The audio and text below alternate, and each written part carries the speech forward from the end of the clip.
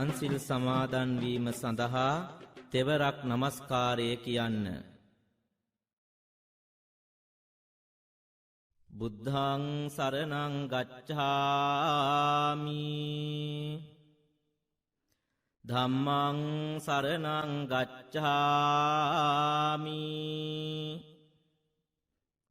සංඝං සරණං ගච්ඡාමි ဒုတိယံ පි බුද්ධං සරණං ගච්ඡාමි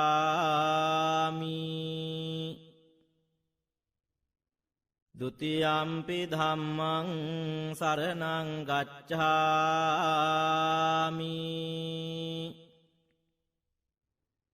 ဒုတိယံ පි සංඝං සරණං ගච්ඡාමි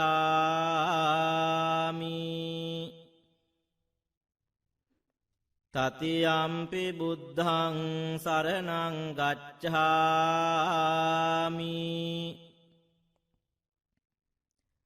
တတိယံ පි ධම්මං සරණං ගච්ඡාමි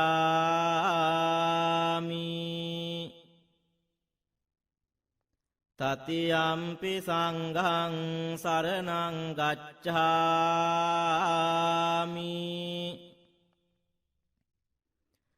ปานาติปาตาเวรมณีสิกขาปดังสมาธิยามิอดินนาดานาเวรมณีสิกขาปดังสมาธิยามิกาเมสุมิจฉาจาราเวรมณีสิกขาปดังสมาธิยามิมุสาวาดาเวรมณีสิกขาปดังสมาธิยามิสุราเมรยมัจจปมาดัฏฐานาเวรมณีสิกขาปดังสมาธิยามิ අපේ සිස්සතන් සංසුන් වීමට විනාඩියක් මෙත් වඩමු. බුද්ධානුභාවයෙන් ධම්මානුභාවයෙන් සංඝානුභාවයෙන් සීලානුභාවයෙන් කුසලානුභාවයෙන් මාගේ සිත සමාධිගත වෙම්වා. බුද්ධානුභාවයෙන් ධම්මානුභාවයෙන් සංඝානුභාවයෙන් සීලානුභාවයෙන් කුසලානුභාවයෙන් මාගේ සිත සමාධිගත වෙම්වා.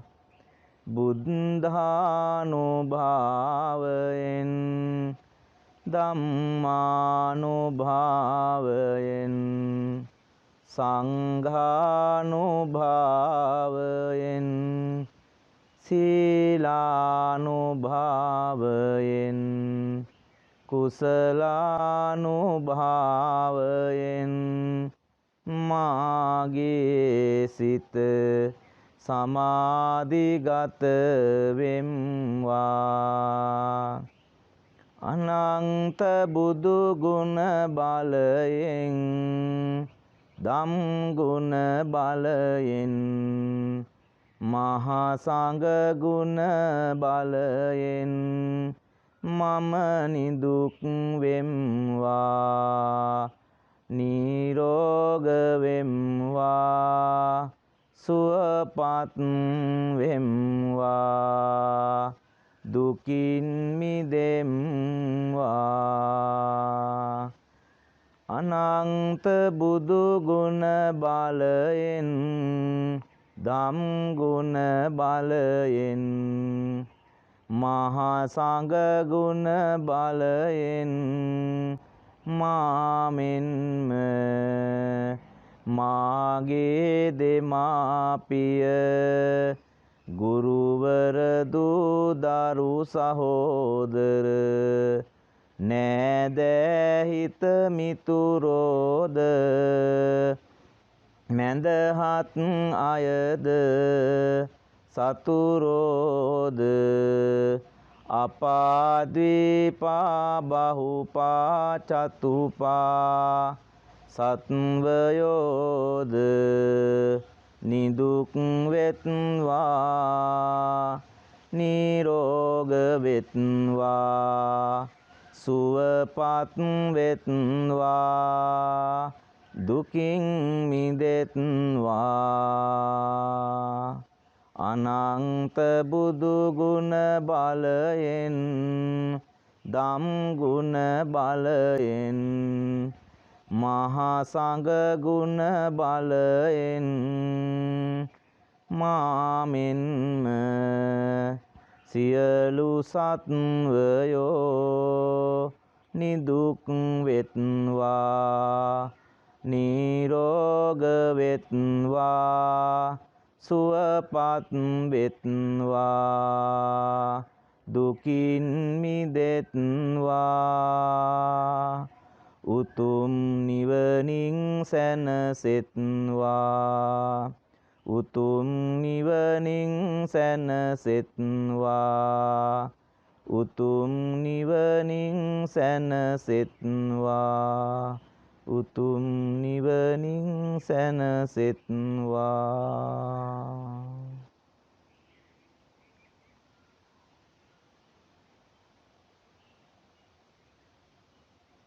ඔබ සැමට තෙරුවන් සරණයි.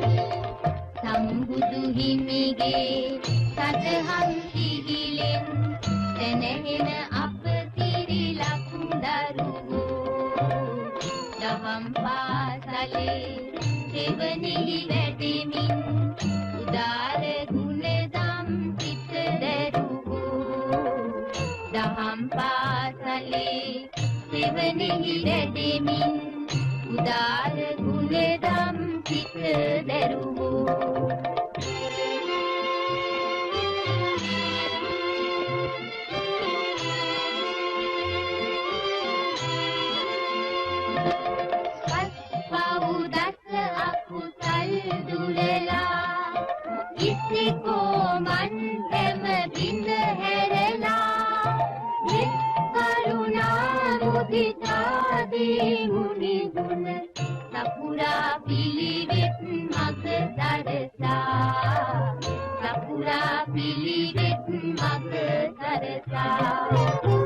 සම්බුදු හිමිගේ සදහම් සිහිලෙන් දැනෙන අප සිරිලක් දරුවෝ දහම් පාසලේ දෙවනෙහි වැඩෙමින් උදාර ගුණදම් සිත දරුවෝ දහම් පාසලේ දෙවනෙහි වැඩෙමින් උදාර ගුණදම් සිත දරුවෝ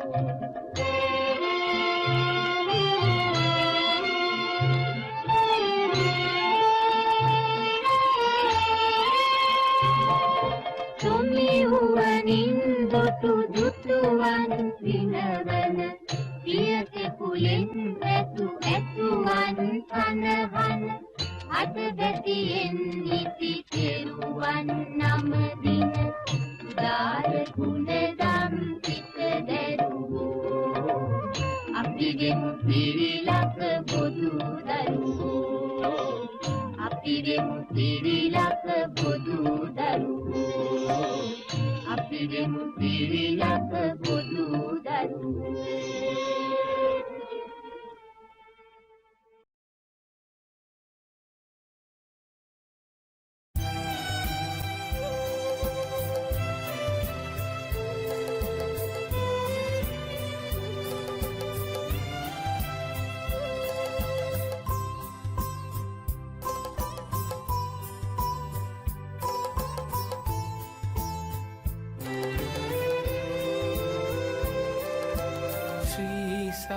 ධර්මය දසත පැතිර වූ ජයවර්ධනපුර රජදහනේ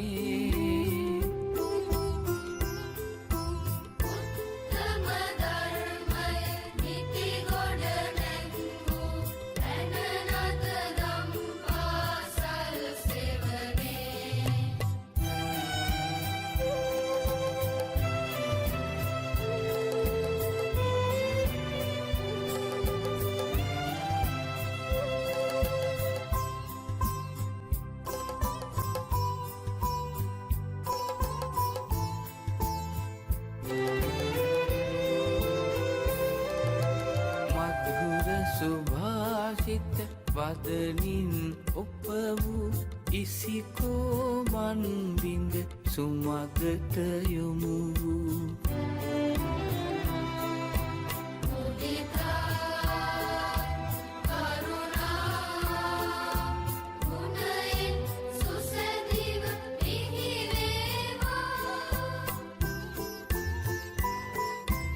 උදාර දරුවන්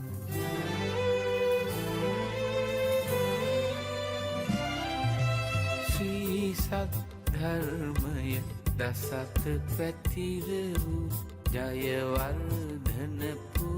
රජදහනේ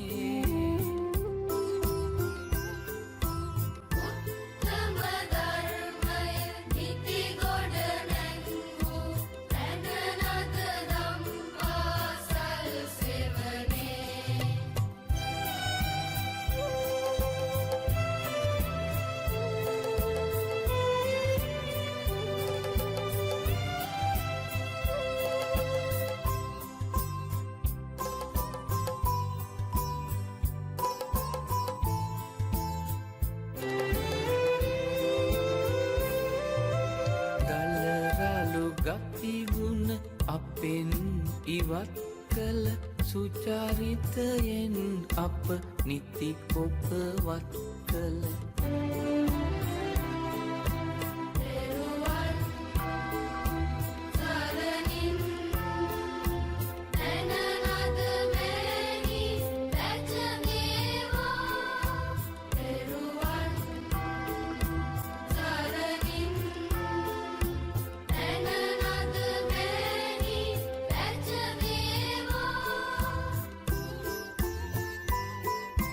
යසසින් දින දින පැජවේවා පැජවේවා පැජවේවා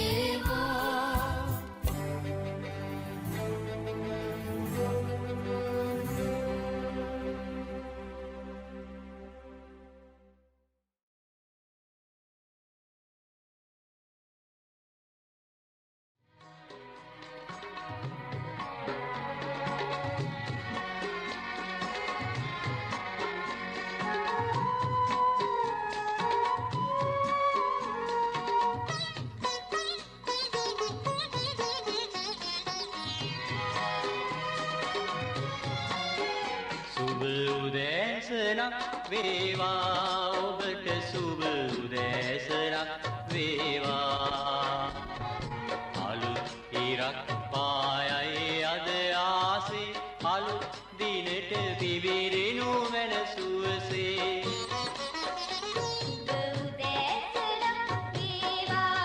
ඔබට සුබ උදෑසනක් වේවා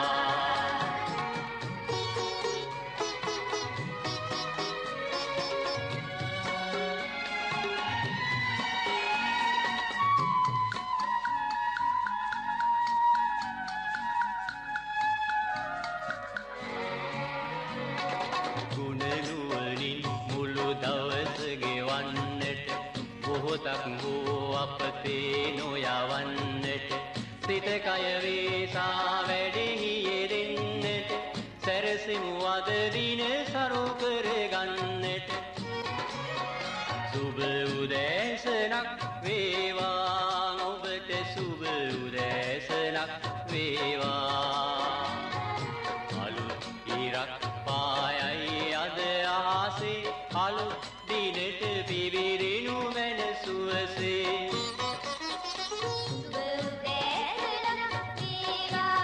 ඔබට සුබ උදෑසනක් වේවා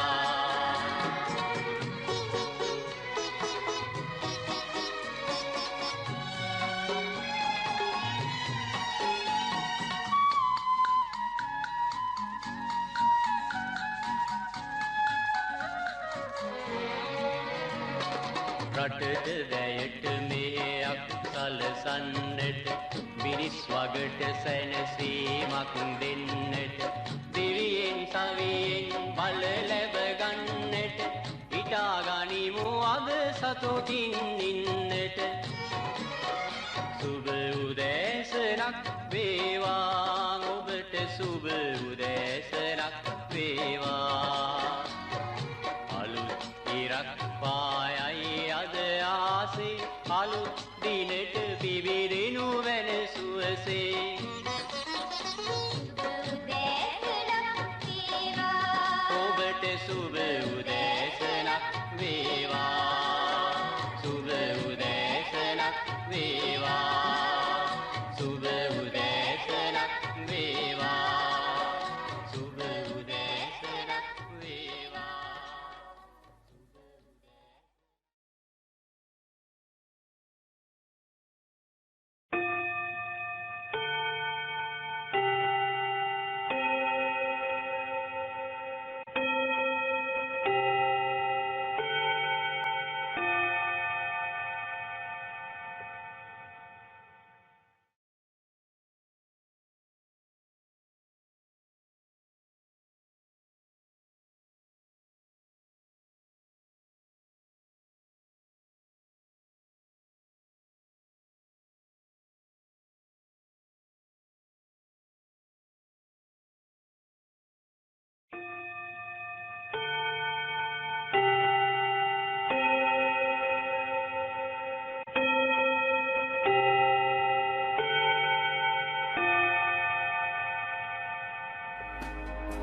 සුබ උදෑසන මේ ඔබේ පළමුවන කාලච්ඡේදයේ ආරම්භයයි. Good morning. This is the beginning of the first period.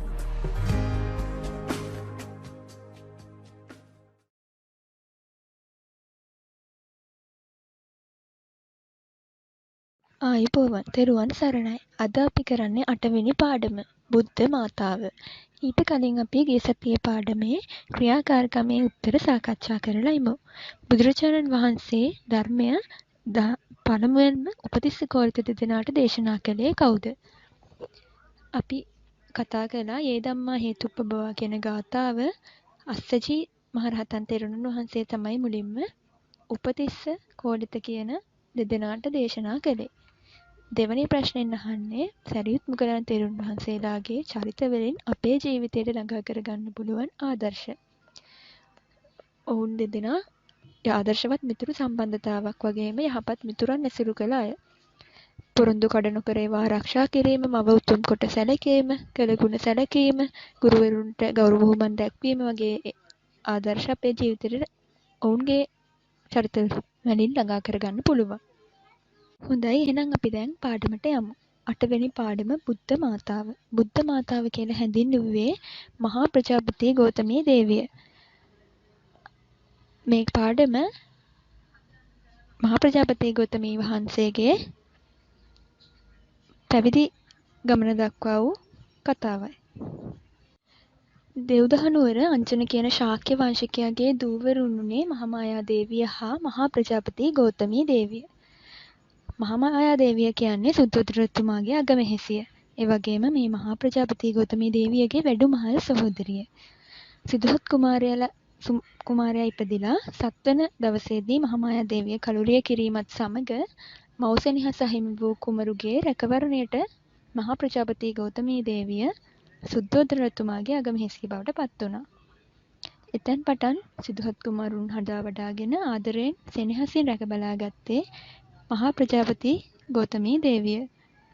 තමන්ගේ පුතු වෙච්ච නන්ද කුමාරයන් හා සමාන ආදරයක් සිද්ධාර්ථ කුමාරයන්ට දක්වමින් රැක බලා ගන්න එතුමිය කටයුතු කළා. සිද්ධාර්ථ කුමරුන් ගිහිගෙය හැර යාම නිසා මහා ප්‍රජාපති ගෞතමී දේවිය කනගාටු වුණත් බුද්ධත්වයට ලබා ගත්තා කියලා ඇසුවාම එතුමිය හුඟක් සතුටු වුණා. බුදුරජාණන් වහන්සේ පළවෙනි වරට කිඹුල්වත් නුවරට වැඩම කළ අවස්ථාවේම උන්වහන්සේගෙන් ධර්මය අහලා මහා ප්‍රජාපති ගෞතමී දේවිය සෝවාන් බවට පත් වුණා. නන්ද කුමරුන් හා මුණුපුරන් වෙච්ච රාහුල කුමාරයන් පැවිදි වීම නිසා හුඟක් ශෝකයට පත් වුණ මහා ප්‍රජාපති ගෞතමී දේවිය ඒ අතරතුර සුද්ධෝදන රජතුමාගේ අභාවයත් සිදුවීම හින්දාම ගිහිගේ කලකිරී පැවිදි වෙන්න හිතුවා. මේ වෙනකොට බුදුරජාණන් වහන්සේ වැඩ වාසය කළේ කිඹුල්වත් නුවර නීග්‍රෝධාරාමයේ. ඉතින් මේ මහා ප්‍රජාපති ගෞතමී දේවිය තවත් ශාක්‍ය කුමාරිකාවන් 500ක් එක්ක නීග්‍රෝධාරාමයට බුදුරජාණන් වහන්සේගෙන් පැවිදි වෙන්න අවසර ඉල්ලගෙන පැමිණියා. නමුත් ඊට සුදුසු අවස්ථාව මේ නොවන බව බුදුරජාණන් වහන්සේ පවසා ඊට අවසර දුන්නේ නැහැ. මේ විදිහට 3 පාරක්ම බුදුරජාණන් වහන්සේ හමු වෙලා එතුමිය පැවිද්ද ඉල්ලුවත් එතුමියගේ ඉල්ලීම ප්‍රතික්ෂේප වුණා. ඒත් කවදාවත් එතුමිය අධෛර්යයට පත් වුණේ නැහැ. මේ කුමාරිකාවන් 500 දෙනා එක්කම හිස මුඩුකොට කසාදවත් පැළඳ පැවිදි විදිහට වෙස් අරගෙන ජීවත් වුණා. බුද්ධත්වයෙන් 5 වෙනි අවුරුද්දේදී බුදුරජාණන් වහන්සේ විශාලා මහනුවර කූටාගාර ශාලාවේ තමයි වැඩ වාසය කළේ. 3 වතාවක්ම ප්‍රතික්ෂේප වුණත් මේ අවස්ථාවේදී කෙසේ හෝ පැවිදි වීම සඳහා අවසර ලබා ගන්නවා කියලා හිතලා කසාවත් ඇඳපු කුමාරිකාවන් 500ත් එක්කම පාගමනින් දුර ගෙවාගෙන බුදුරජාණන් වහන්සේ වැඩ සිටපු කූටාගාර ශාලාව වෙත පැමිණියා. විදිහට දුර ගෙවාගෙන පාගමනින්ම ආපු හින්දා කූටාගාර ශාලාව වෙත එනකොට මේ පිරිස හුඟක් වෙහෙසටපත් වෙලා හිටියා. ඇගේ දෙපා රත් පහ ගැන්වී තුවාල වී තිබුණා. මේ පිරිස කූටාගාර ශාලාවේ දොරටුව අසලට වෙලා ඉන්නකොට බුදුරජාණන් වහන්සේ හමු වෙන්න අපේක්ෂාවෙන් ඉන්න බව දැක්ක ආනන්ද තෙරණුවන්ට මහත් අනුකම්පාවක් ඇති වුණා. ඒ නිසා ආනන්ද තෙරුවන් මහා ප්‍රජාපති ගෞතමියගෙන් විමසුවේ මෙච්චර දුරක් ගෙවාගෙන මෙහි පැමිණියේ මේ අවස්ථාවේ මහා ප්‍රජාපති ගෞතමී දේවිය පැවසුවේ අපි මීට පෙර 3 වතාවක් බුදුරජාණන් වහන්සේගෙන් පැවිදි වෙන්න අවසර ඉල්ලුවත් ඊට අවසර නොලැබීම නිසා මේ වතාවේ වැවිද්ද බලාපොරොත්තුවෙන් මෙහි පැමිණි සිටින බවයි. මේ බව බුදුරජාණන් වහන්සේට දන්වා එනතුරු මතක් පමාවන්නයි පවසු ආනන්ද තෙරණුවන් බුදුරජාණන් වහන්සේ වෙත ගොස් පැවසුවා සම්මා සම්බුද්ධ ශාසනයේ පැවිදි වෙලා මාර්ගඵල ලබා ගන්න කාන්තාවන්ට හැකිද කියලා. ඒ අවස්ථාවේදී බුදුරජාණන් වහන්සේ පැවසුවේ වීර්ය වඩන ස්ත්‍රියක් වේද මාර්ගඵල ලබා ගන්න කිසිදු බාධාවක් නැති බවයි. ඉතින් ආනන්ද තෙරුවන් මේ අවස්ථාවේ බුදුරජාණන් වහන්සේගෙන් ඉල්ලුවා ඔබ වහන්සේගේ සුළුමව පැවිද්ද බලාපොරොත්තුවෙන් 500ක් කුමාරිකාවන් සමග මෙහි පැමිණ සිටින නිසා ඔවුන්ට පැවිදි උපසම්පදාව ලබා දෙන්න කියලා. මේ ආනන්ද තෙරුණුවන්ගේ ඉල්ලීම පිළිගත්ත බුදුරජාණන් වහන්සේ මහා ප්‍රජාපති ගෞතමී දේවිය ඇතුළු 500ක් ශාක්‍ය කුමාරිකාවන් පිළිසෙට භික්ෂුණී ශාසනය ආරම්භ කරන්න සම්බුද්ධ ශාසනයේ පැවිදි බව ලබා ගන්න අවස්ථාව ලබා දුන්නා. බුදුරජාණන් වහන්සේගෙන් බණ අහලා කමටහන් වඩලා ටික දවසක් යද්දිම එතුමිය රහත් භාවයට පත් වුණා. ඒ කාලේ ಭಾರತය කාන්තාවන්ට හුඟක් අඩු මට්ටමේ සැලකිල්ලක් තමයි දැක්ුවේ. හැබැයි මේ බුද්ධ ශාසනයේ පැවිදි වෙන්න අවස්ථාව ලැබීමත් එක්ක උන්ට සමාජයේ පිළිගන්න තත්වයක් ඇති කරන්න මේ මහා ප්‍රජාපති ගෞතමී දේවිය කටයුතු කළා. ඒ නිසා මහා ප්‍රජාපති ගෞතමී තෙරණින් වහන්සේගෙන් කාන්තා සමාජයට උසස් සේවාවක් සැලසුණා.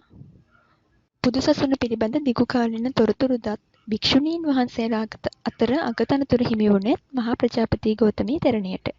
ඒ වගේම කුඩා කල ඉඳන් මහත් කැපවීමෙන් සෙනෙහසින් බෝසතුන් රැක බලාගෙන හදා වඩා ගැනීම නිසා බුද්ධ මාතාව කියන ගෞරව නාමයත් එතුමියට ලැබුණා. අවුරුදු 120ක් ආයු වළඳලා මහා ප්‍රජාපති ගෞතමී තෙරණින් වහන්සේ පිරිනිවන් පාන කාලයට ළඟා වුණා. ඒ අවස්ථාවේ බුදුරජාණන් වහන්සේ වැඩ සිටියේ විශාලා මහනුවර කූටාගාර ශාලාවේ. එහි පැමිණ බුදුරජාණන් වහන්සේට වැඳලා පිරිනිවන් පාන අවසර අරගත්තා. අරගෙන පිට වී යන අවස්ථාවේ බුද්ධ මාතාවට ගෞරවයක් විදිහට බුදුරජාණන් වහන්සේ හා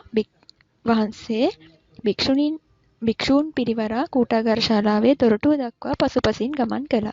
ඒ වගේම මහා ප්‍රජාපති ගෞතමී තෙරණියගේ ආදාහන පෙරහැරේ බුදුරජාණන් වහන්සේ පසුපසින් ගමන් කරලා ගරු බුහුමන් දැක්වුවා. මේ විදිහට මහත් ගරු බුහුමන් ලැබූ එකම උත්තමාව වන්නේ බුදුරජාණන් වහන්සේගෙන් ගෞරව ලැබූ එකම උත්තමාව වන්නේ මහා ප්‍රජාපති ගෞතමී තෙරණිය. තමන්ගේ සහෝදරිය වෙච්ච මහාමායා දේවිය කලුරිය කිරීමත් එක්ක සිදුහත් කුමාරයන් වහන්සේ දයාවෙන් සෙනෙහසින් කරුණාවෙන් රැක බලා ගනිමින් කටයුතු කරපු මහා ප්‍රජාපති ගෞතමී දේවිය ඉන්පස්සේ පැවිදි බව ලබා ගන්නත් හුඟක් ඉවසීමෙන් අදිෂ්ඨානයෙන් කැපවීමෙන් කටයුතු කරා. ඒ වගේම පැවිදි බව ලබා ගන්න තෙක් කූටාගාර ශාලාව වෙත පාගමනින්ම පැමිණිලා කෙසේ හෝ ලබා ගන්නවා කියලා අදිෂ්ඨානයෙන් පසු වුණානේ. ඒ වගේ නොපුඩු බස්න උත්සාහය වගේ ගුණාංග තිබුණ මහා ප්‍රජාපති ගෞතමී තෙරණින් වහන්සේගේ ජීවිතයෙන් කාන්තා සමාජයට මහත් ආදර්ශයක් සපයනවා. අපි එහෙනම් දැන් ක්‍රියාකාරකමේ ප්‍රශ්න සාකච්ඡා කරමු. මහා ප්‍රජාපති ගෞතමී තෙරණින් වහන්සේට පුත්‍රජානන් වහන්සේගෙන් ලැබුණු අගතනතුර කුමක්ද? උන්වහන්සේ බුදුරජාණන් වහන්සේ බුදුසසුන පිළිබඳ දිගුකාලින තොරතුරු භික්ෂුණීන් වහන්සේලා අතර අගතනතුර ලබා දුන්නේ මේ මහා ප්‍රජාපති ගෞතමී තෙරණින් වහන්සේට. ඒ වගේම ඇගේ ජීවිතය තුළින් දයාව, සෙනෙහස, කරුණාව, ඉවසීම, අදිෂ්ඨානය, කැපවීම, නොපටු බස්න උත්සාහය වගේ ගුණාංග අපේ ජීවිතයට එකතු කරගන්න පුළුවන්. මේ වගේම පාඩමකින් අපි ලබන සතියේත් හමු වෙමු. තෙරුවන් සරණයි.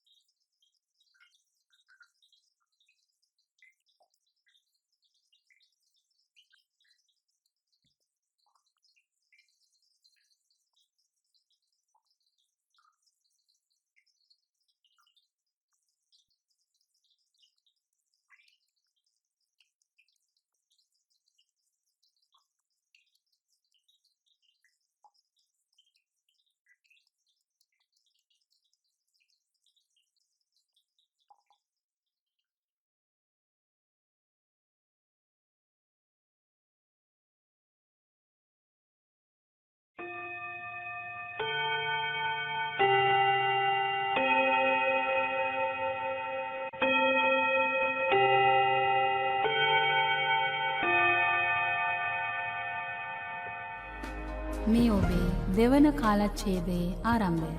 This is the beginning of the second period.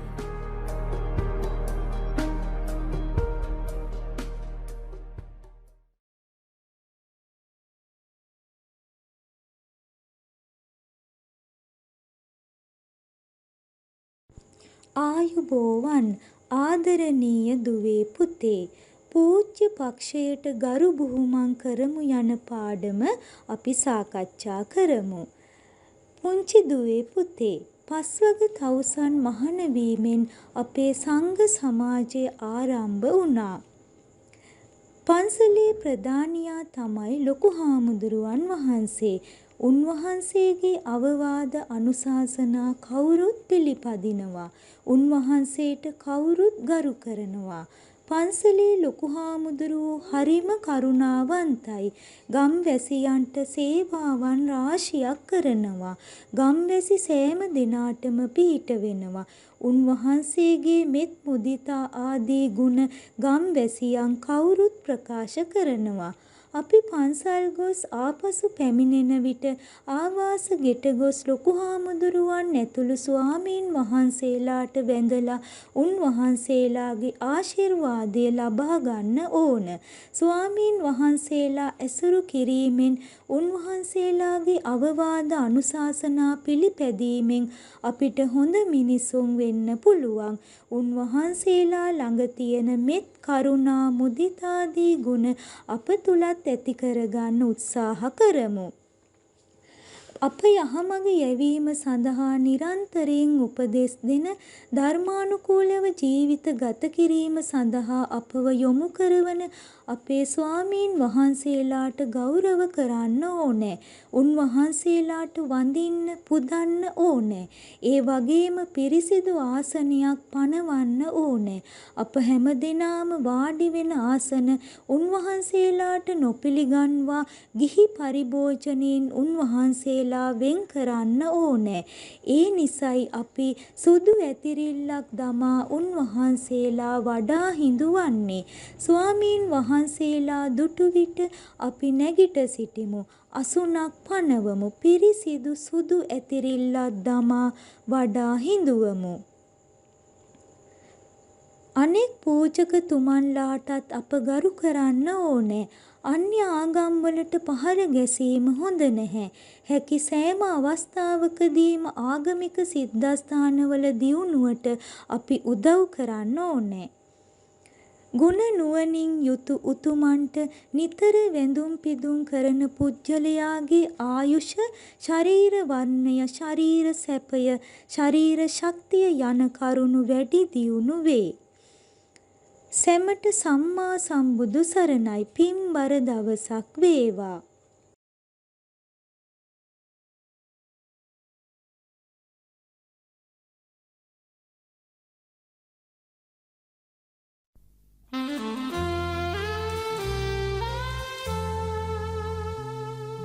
මෝහෙන් මුලා වෙලා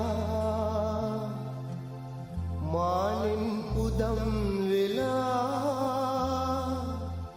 තණ්හාව ක්‍රෝධ ද්වේෂ පාරේ මිනිහා කොහෙද මේ රත්තරන් කෙන්ඩියේ සිංහ තෙල් වගේ මිනිස් ගුණේ සැමදා බැබලේ එය රැකීම අප උරුමේ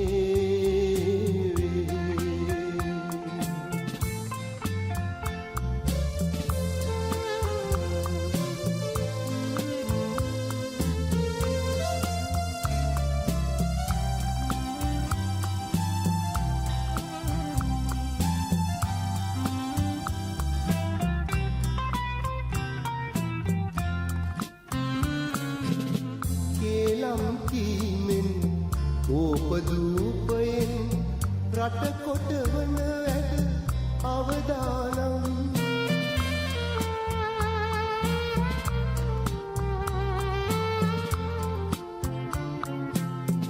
උඩින් මිතුරු වී යටින් අතුරු වී උගුල් අදින්නා යයිදියවි බොරුවෙන් රට පිරිහෙවි රත්තරන් කෙන්ඩියේ සිංහ තෙල් වගේ මිනිස් ගුණේ සැමදා බැබලේ එය රැකීම අප උරුමේ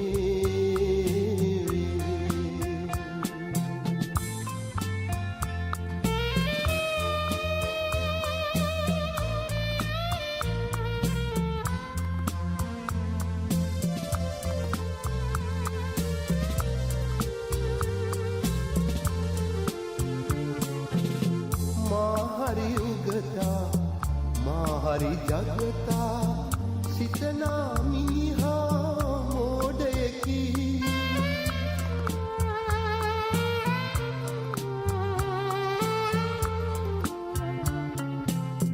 අනුන් හෙලන්නට වලක් කපන්නා ඒ තුල වැටිලා මිය යන්නා කලදේ පළදේ එලෙසේ රත්තරන් කෙන්දී සිංහ තෙල් වගේ මිනිස් ගුණේ සැමදා බැබලේ එය රැකීම අප උරුමේ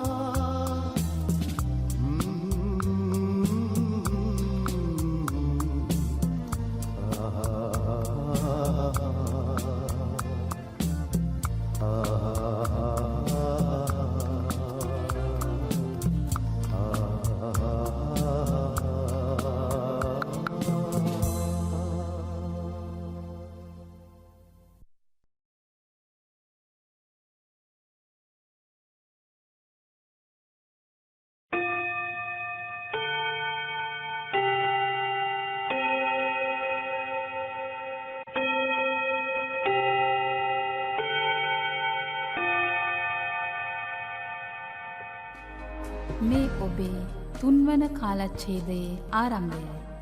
This is the beginning of the third period.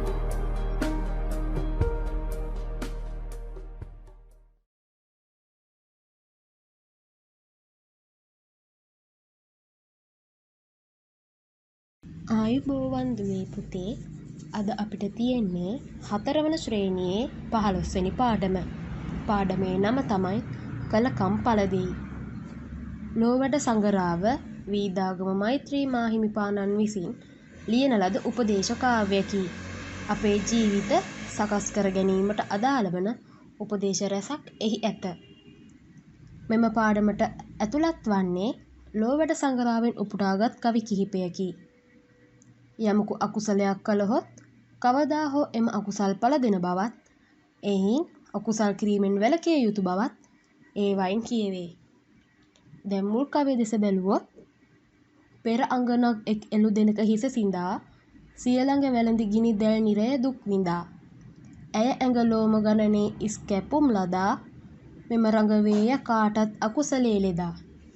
ඒකෙන් කියන්නේ ඉස්සර කාලයේ විසූ එක් ගැහැණියක් එළු දෙනකගේ හිස කපා මැරීමේ හේතුවෙන් මුළු ඇඟ පුරා වෙලාගත් ගිනි ජාලාවලින් දුක් විඳ ඇගේ ලෝම ගණනේ හිස් කැපුම් ලදුවාය. කාහටත් අකුසල් පල දෙන්නේ මේ ආකාරයටය. ඒ නිසා සතුන් නොමරන්න. ඉතින් පුතේ පළවෙනි කවියෙන් කියවෙන ආකාරයට අපි සත්තු මරන්න හොඳ නැහැ. අපි හිතාමතා සතෙක් මැරුවොත් ඒකෙන් අපිට ගොඩක් පව් පිරෙනවා. හිතන්නකෝ අපි හිතලා කුඹියෙක් හරි ඊට වඩා ලොකු සතෙක් හරි මැරුවා කියලා. අපිට ඒකට මේ ආත්මේ හරි ඊළඟ ආත්මේ හරි අනිවාර්යෙන් පරිසම් දෙනවා. ඒ හින්දා පුතේ බෞද්ධ දරුවන් විදිහට අපි සත්තු මරන්න හොඳ නැහැ. දැන් අපි දෙවනි කවිය බැලුවොත් කෙලියට කටක් සංගවාය හලුවකුගෙනේ එලිකොට නැවත දුන් මිනිසෙකුට එතිකිනේ විලිවැස්මක් නොලැබුණි දෙව් උවත් අනේ කෙලියටවත් නොකරව් සොර කමක් දැනේ. ඒක තේරුම තමයි මුලදී සෙල්ලමට මිතුරෙකුගේ ඇඳුම් සොරකම් කොට පසුව ඒ බව එලිකොට ආපසු දුන්නද ඔහු දෙවියෙකු වී උවත් ඇඟ වසා ගැනීමට වස්ත්‍රයක් නොලැබුණි. එබැවින් සෙල්ලමටවත් දන දන සොරකමක් නොකරන්න. ඒකෙන් අපට ගන්න පුළුවන් දේ තමයි සොරකම් කරන්න හොඳ නැහැ. අපි විහිළුවටවත් අනුන්ගේ දේවල් සොරකම් කරන්න හොඳ නැහැ. සොරකම කියන එක අයිති වෙන්නේ අකුසල් වලට. අපට පන්සිල් වලත් සොරකම් කරන්න හොඳ නැහැ කියලා කියලා දෙනවා. ඒ හින්දා බෞද්ධ ළමයි විදිහට අපි කවදාවත් සොරකම් කරන්න හොඳ නැහැ.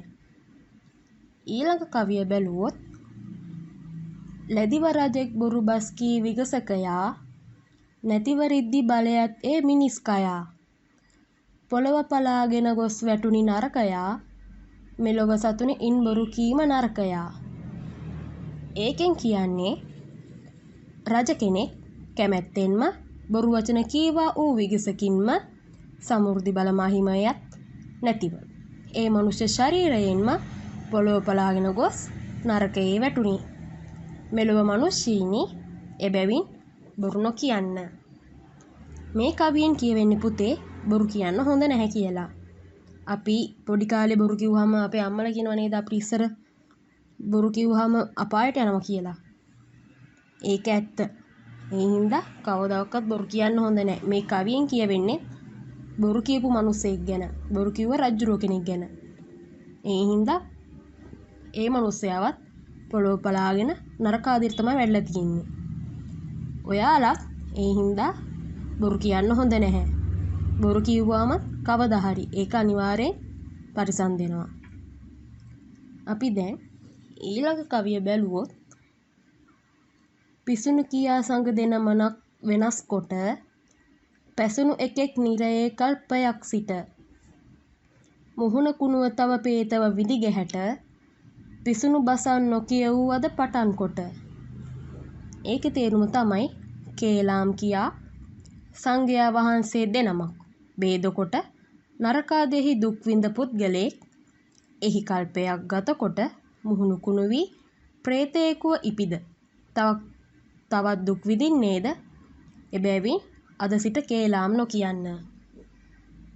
ඒකෙන් කියන්නේ අපි කේලම් කියන්න හොඳ නැහැ කියලා. හිතන්නකෝ ඔයා තවත් යාළුවෙක් තවත් එක්කෙනෙක්ගෙන මොනවා හරි කේලම් කිව්වොත් ඒ දෙන්න තරහ වෙනවා නේද? ඊට පස්සේ ඒ දෙන්න රණ්ඩු කරනවා. ඒක හොඳ වැඩක් නෙමෙයි. අනේ ඒකත් කේලම් කියන එකත් අකුසල කුලයට අයිති වෙන එකක්. ඒ හින්දා අපි කේලම් කියන්න හොඳක් නැහැ. කේලම් කියලා යාළුවෝ තරහ කරවන්න හොඳක් නැහැ. ඒකත් ලොකු පාපයක්. ඉතින් පුතේ මේ පාඩමේ අපට ගොඩක් ආදර්ශ දෙනවා. මේ හැම ආදර්ශයක්ම හිතටගෙන බෞද්ධ දරුවෝ විදිහට කටයුතු කරමු. අදට අපේ පාඩම අවසන් වෙනවා.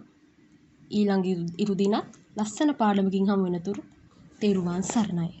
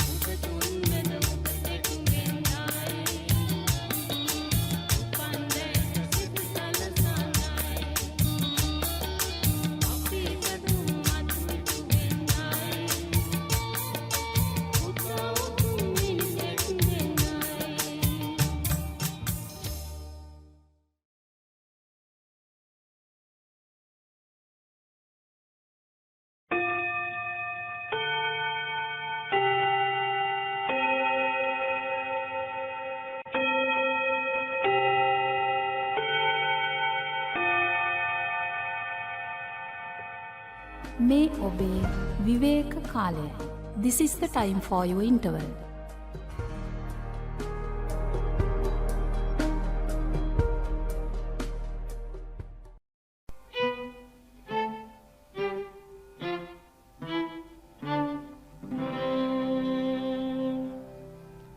මගේ සිත තැන්පත්ය තැන්පත්ය තැන්පත්ය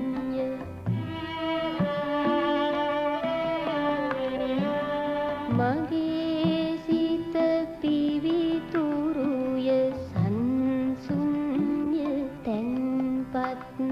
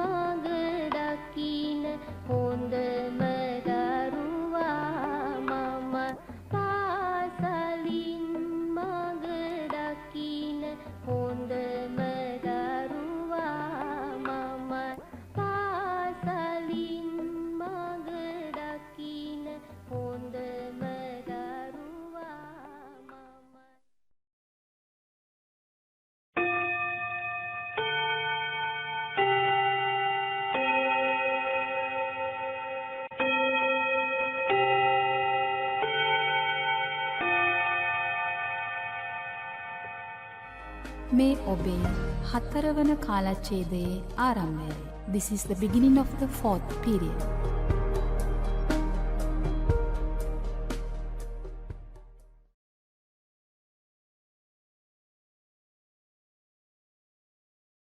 ආයුබෝවන් තෙරුවන් සරණයි දුවේ පුතේ. අද අපි කරන්නේ 9 වෙනි පාඩම.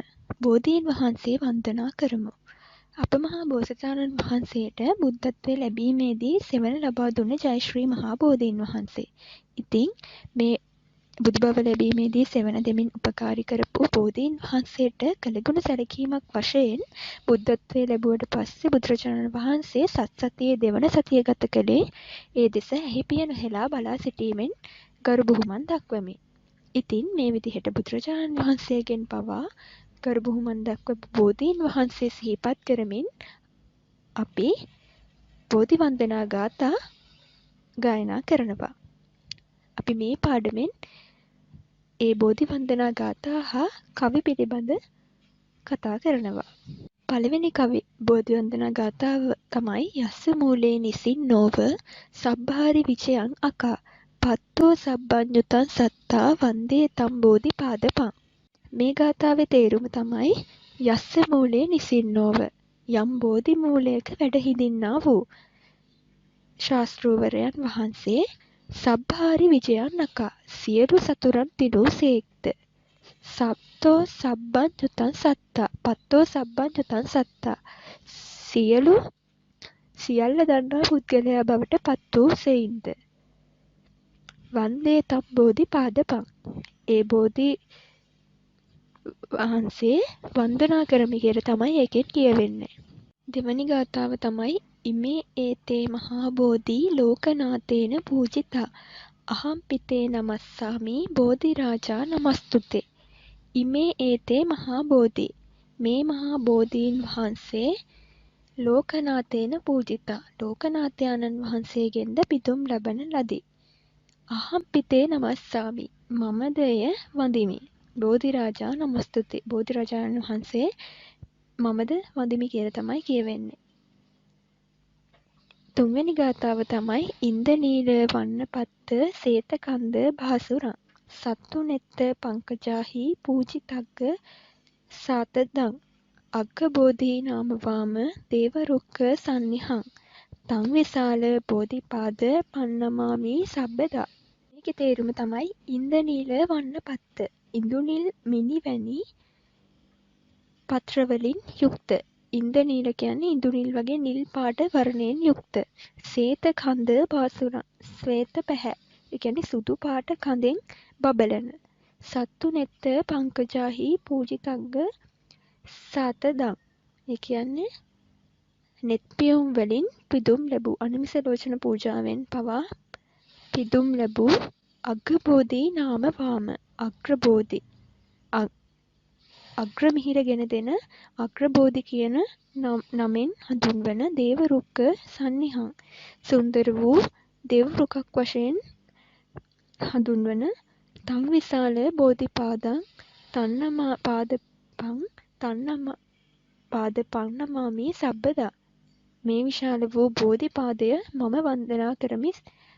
හැමදාම වන්දනා කරනවා කියලා තමයි එකෙන් කියවෙන්නේ. බෝධි වන්දනා ගාථා වගේම කවි ගායනා කරනවා අපි අහලා තියෙනවා මේ බෝධි පූජා පින්කම් වලදී. මේ තියෙන්නේ ඒ වගේ සිංහලෙන් ගායනා කරන බෝධි වන්දනා කවි. අප බෝ සතුන් හට කෙලෙස් සතුරන් දිනුමට සෙවන දුන් බෝ සමිඳුට වඳිමි බුදු ගුණ සිහි කොට.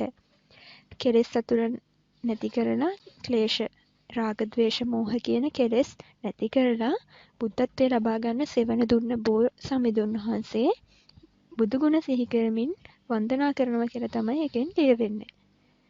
අප මුනි දුන් වෙතින් පුද ලැබූ බෝ සමිඳුන් මමද නමදින් නෙමි මාගේ වැඳුම වේවා.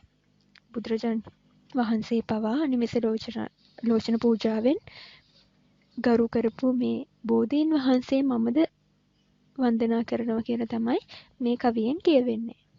මේ ගාථා කවි වගේම අපි තවත් ගාථා කවි අහලා තියෙනවා මේ බෝධීන් වහන්සේ වන්දනා කරන. අපි ඒ වගේ කවි වගේම ගාථාත් ගැන හොයලා බලලා අපේ පොතේ සටහන් කරගමු. එහෙනම් ලබන සතියේත් මේ වගේම තවත් පාඩමකින් ගැන අපි කතා කරමු. තෙරුවන් සරණයි.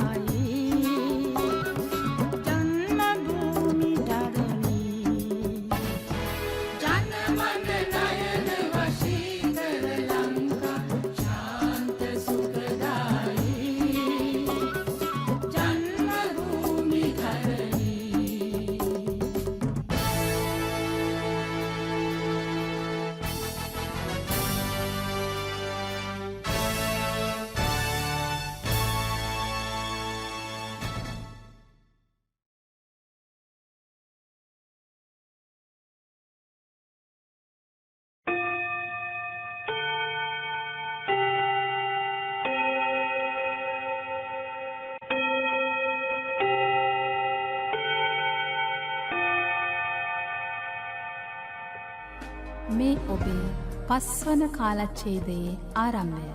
This is the beginning of the 5th period.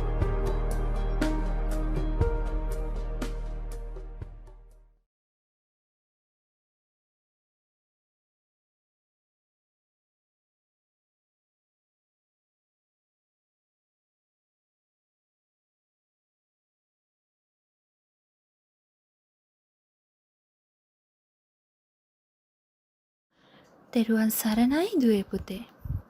ඉතින් මගේ පුංචි දුවල පුතාලා එක්ක මං අදත් එකතු වෙලා ඉන්නේ පුංචි දුවල පුතාලට හොඳ දරුවෙක් වෙන්නේ කොහොමද කියලා දෙන්න. ඉතින් අපි හොඳ දරුවෙක් වෙන්න නම් අපි ගාව හොඳ ගතිගුණ තියෙන්න ඕනේ නේද? ඉතින් එහෙම අපි ගාව තියෙන්න ඕනේ හොඳ ගතිගුණ මොනවද? ඒවා ඇති කරගන්නේ කොහොමද කියලා දෙන්නනේ මම දුවල පුතාලා එක්ක එකතු වෙලා ඉන්නේ. ඉතින් දුවේ පුතේ පසුගිය සතියේදී අපි ලස්සන ගීතයක් ඉගෙන ගත්තා. මතකයි නේද දුවල පුතාලට? එතකොට අපි මේ ගීතෙන් ඉගෙන ගත්තා බොරු කියන්න හොඳ නෑ කියලා. එතකොට බොරු කියන්නේ නැති එක හොඳ දරුවෙක්ගේ එක ගුණාංගයක්. ඉතින් පුංචි දුවේ පුතේ අපි අදත් සූදානම් වෙන්නේ පුංචි දුවල පුතාලට හොඳ දරුවෙක් වෙන්න. කරන්න පුළුවන්, කරන්න ඕනේ තවත් හොඳ දෙයක් ඉගෙන ගන්නයි. මම අද පුංචි දුවල පුතාලට කවි දෙකක් කියලා දෙනවා. මේ කවි දෙක තියෙන්නේ පුතේ දුවේ සිරිත් මල්දම කියන පොතේ. අපි බලමු එහෙනම් ඒ කවි දෙක මොනවද කියලා. තමන් පන ලෙස හැම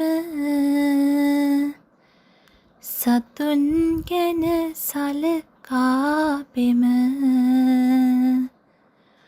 ඔවුන් දුටු විලසම කරන් ආදර ගුණය නොහැරම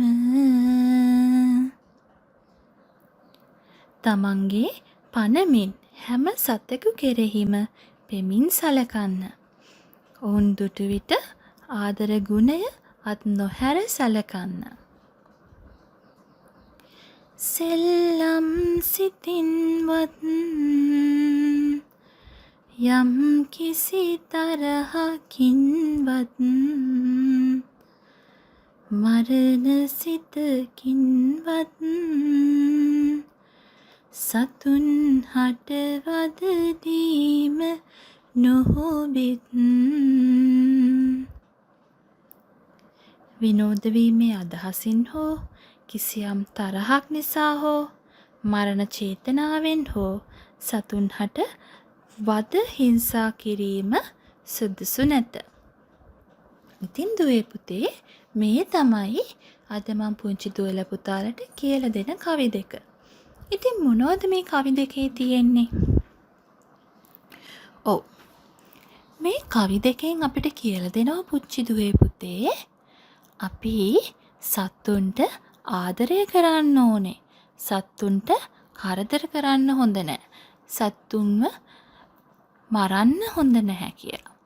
ඉතින් අපි මේ කවි දෙකෙන් විතරක් නෙවෙයි අපි හැමදාම මේ සිල්පදයක් රකින්නව නේද මේ විදිහට? මතකද දුවල පුතාලට? පන්සිල් වල පළවෙනි සිල්පදය මොකක්ද? ඔව්. පාණාතිපාතා වේරමණී සික්ඛාපදං සමාදියාමි. මතකයි නේද? සතුන් මැරීමෙන් වළකිමි. මේක තමයි අපි සමාදන් වෙන පළවෙනි සිල්පදය.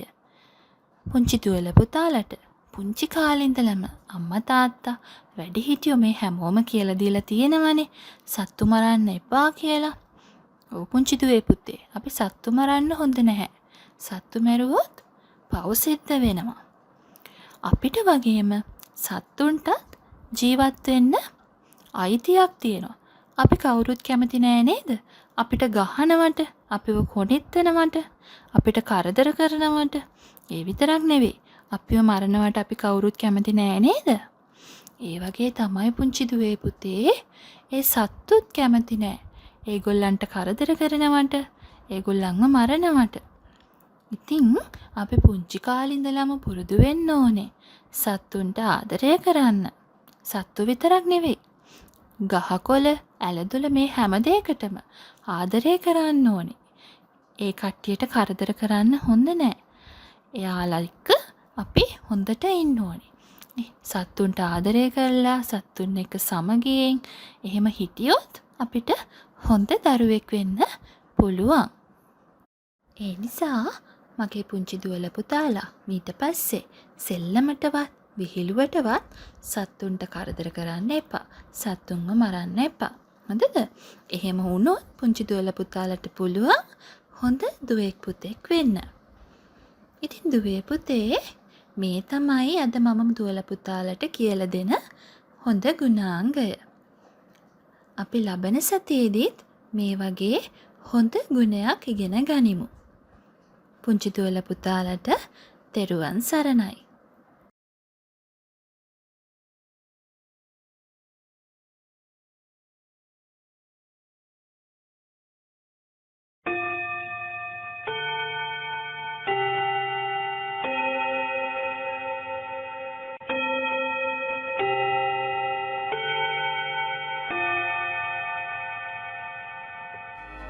අද දිනයේ පාසල් අධ්‍යයන කටයුතු වල නිමාව. Now it's time to close the today's studies.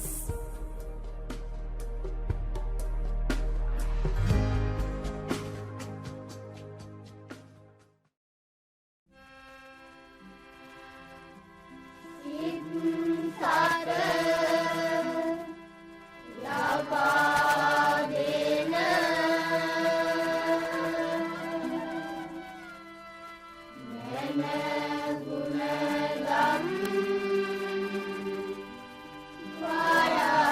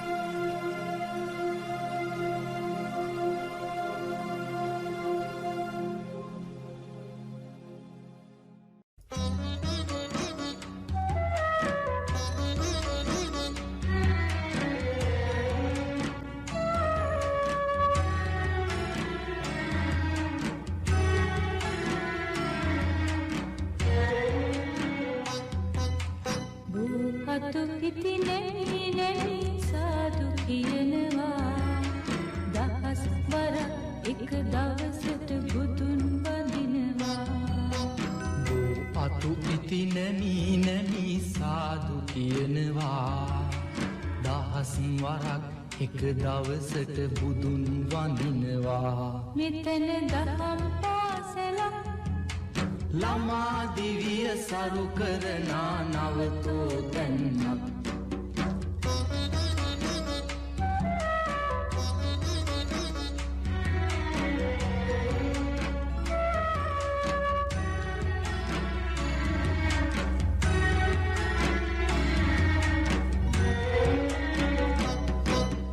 පුංචි ළමයි මල් අරගෙන පේලි ඇදෙනවා අතින් අතට අපි වැඳගෙන ගාථා කියනවා පුංචි ළමයි මල් අරගෙන පේලි ඇදෙනවා අතින් අතට අපි වැඳගෙන ගාථා කියනවා මෙතන දහම් පාසලක් අහසෙවුරේ ඇසුර ලබන නවතෝ තැන්නක්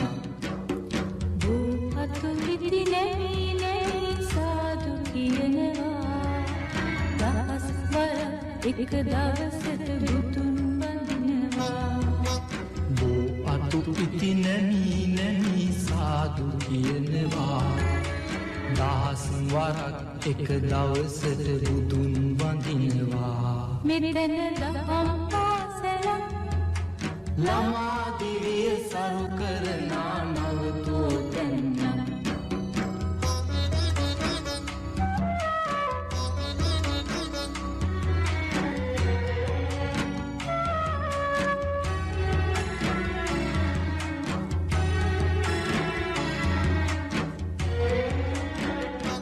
රටක් මැද්දෙ බණ කියන්න නුවණ ලැබෙනවා පැලක් අයිනෙ කල් ගෙවන්න දැනුම ලැබෙනවා රටක් මැද්දෙ බණ කියන්න නුවණ ලැබෙනවා පැලක් අයිනෙ කල් ගෙවන්න දැනුම ලැබෙනවා මෙතන දහම් පාසලක් හෙළ සිරිතට මුල් තැන දෙන නවතෝ තැන්නක්